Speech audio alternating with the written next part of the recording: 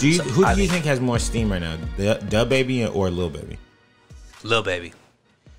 Here's why I don't think Lil Baby is gonna become much bigger than he is. I think he has trajectory to get slightly bigger. I think that he has maybe a 20% range to get a little bit bigger, but it's his voice, and it's not it's not his actual voice. It's his intonation and how he speaks.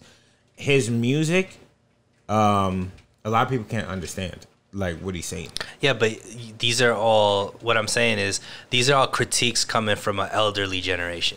No. Because it's young. Everybody that says that is not somebody who is. I've never heard somebody in the younger generation say that, because I can't understand any of these young kids what they're saying. Yes, but here's one thing I think you should pay attention to, and it's the data. Right? These guys come in and they make so much noise. Mm-hmm. They go crazy for a while, but the top people numerically, just through data, outperform them. They run the block around these guys. So the Hero and the Voice, right, just did 114 first week. Who? So that's Baby and Dirk. Oh, okay. The two dudes, they put out their own. Yeah. The Hero and the Voice did like I want to say 114 or 140 first week. Right. Migos did like 120. Polo G did like 140. Something like that. I want to say at most Lil Baby's done like 170 first week, something like that. And Dababy's hitting the six figures as well, low six figures. When you think about Cole, Kendrick, Drake, these guys do 500 plus. Right. Like these guys that our current superstars have to quadruple their numbers. But right? but Lil Baby still hasn't.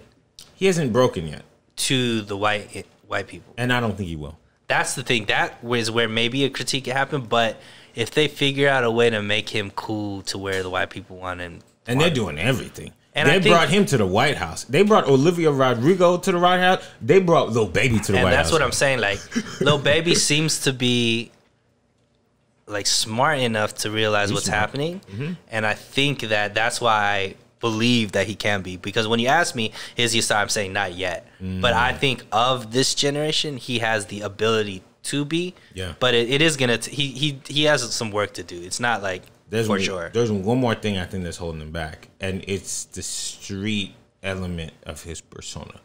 So, the getting arrested in France, the everybody knows that he's off perks all the time, the drinking lean, the all that kind of stuff that plays into his character. We're cool with it. We of the culture, quote unquote, cool with it. But when we think about commercialism, the people that spend money on you to get you into suburban households recognize that suburban parents will not finance that. They will not finance their child to go to that person's concert.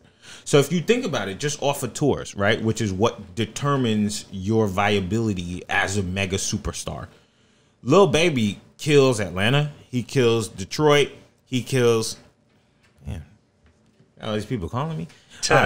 He kills certain markets, right? But and academics did a pretty good job at explaining this. Like, to get outside of those markets, the numbers ain't there, and it's not there yet. And I think that with the speed of the velocity of how he's growing, this year and the next year will determine.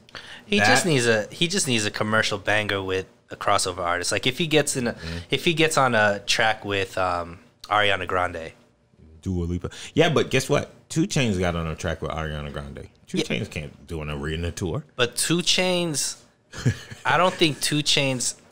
2 Chainz was a guy who, on his own 2 feet, never was like a movement. He was great because he had these great features on other people's songs. He was like, with Lil Wayne at a certain point. You know what I mean? Like, he had one hot year. He wasn't, but he wasn't necessarily like this movement of like. So that's what I'm saying. Like, if Lil Baby, because Lil Baby already did, he's on the Space Jam soundtrack with the Kirk Franklin joint. Like, he's showing the willingness to take chances musically, for sure, which I think is important for that type of because like you said, yeah, if he sticks to just the gangsta music, I don't think he's gonna be able to cross over. It's very difficult. But seeing that he did that with Kirk Franklin, to me, says he has the mindset of, maybe taking that leap. So if they're smart with them, they do a song with like Ariana Grande, or they do a song like you said, Dua Lipa, or something wild. Who knows what it could be, and it hits and it catches. He could be that guy. Yeah.